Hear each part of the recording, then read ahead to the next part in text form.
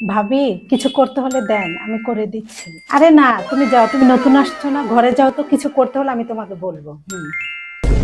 শোনো ছোট বউ, বড় বউয়ের কাছ থেকে সবসময় দূরে থাকবা। বড় বউ দেখতে সহজ সরল মনে হলেও মনের ভিতরে শয়তানি ভরা।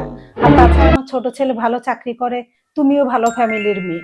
আগেই তোমাকে সাবধান করে দিয়ে গেলাম, বড় বউয়ের কাছ থেকে সবসময় দূরে থাকবা, বেশি মিশবা না, নলে তোমাকে ওর মতো খারাপ বানায় ফেলবো, বুঝছো? ঠিক আছে মা।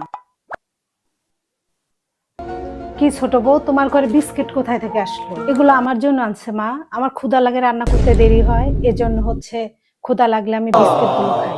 কই, আমার ছেলে তো আগে কখনো কারো হাতে কিছু এনে দেয় নাই, সব আমার হাতে এনে দিচ্ছে। তোমার খিদে লাগলো তখন আমার ঘরেতে নিয়ে খেতা। তাহলে রুমে রাখার কি আছে? আমার হাতে দিলেই তো আমার ঘরে আমি রেখে দিতাম। শোনো ছোট বউ, এই বাড়িতে কোথায় কে যাবে, কে কি খাবে, সব আমার নিয়মে চলে। তোমার মতো কেউ লুকিয়ে লুকিয়ে খায় না। আর শোনো ছোট বউ, এবার থেকে আমার ছেলেকে বলে দিবা, কিছু আনলে যেন আমার কাছে দেয়, আমি রেখে দিব, তারপর ক্ষুধা লাগলে তুমি ওখান থেকে নিয়ে খাবা। আর এই বিস্কিট গুলো নিয়ে গেলাম, বুঝছো? মা, আমার মা অসুস্থ, আপনার ছেলেকে বলছি, যেতে বলছে। আমি বিকালে আবার চলে আসবো নি। তুমি কোথায় যাবা? যাও, আমার কাছে অনুমতি নেওয়ার কি আছে? তোমরা যখন যা ইচ্ছা তাই তো করতেছো, যেখানে ইচ্ছা সেখানে যাও। দেখছো বড় বউ, বাপের বাড়ি গেল, একটা বারও আমাকে বললো না যে মা আপনি কি যাবেন।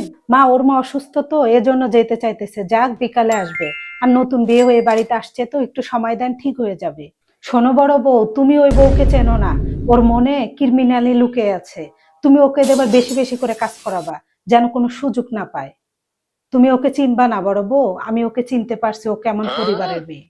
বাড়ির ছেলে মানুষে খাওয়ায় না, তুমি খাইতে বসছো না? শোনো, বড় বউয়ের মতো তোমাকে চলতে হবে, বড় বউ যেভাবে চলে। এই বাড়িতে আমার কথাই সবকিছু হয়। কোথাও যেতে হলে আমার কথায়, কিছু খাইতে হলে আমার কথায়। আমার ক্ষুধা লাগছিল তো তাই খেতে বসছি, আমি এবার ক্ষুধা সহ্য করতে পারি না। আমার কাছ থেকে অনুমতি নিয়ে তোমার যাওয়া লাগবো। বড় বউয়ের কাছ থেকে শেখো, বড় বউ কিভাবে চলে। আমার ক্ষুধা লাগলে আমি পেট চাপাতে বসে থাকবো, আর বড় বউয়ের কাছ থেকে কি শিখবো? আপনি তো বলেছেন বড় বউয়ের কাছ থেকে সবসময় দূরে থাকতে। আচ্ছা, মার কথায় তুমি কিছু মনে করো না, মা মুরব্বী মানে যা বলছে বলছে, তুমি ঘরে যাও।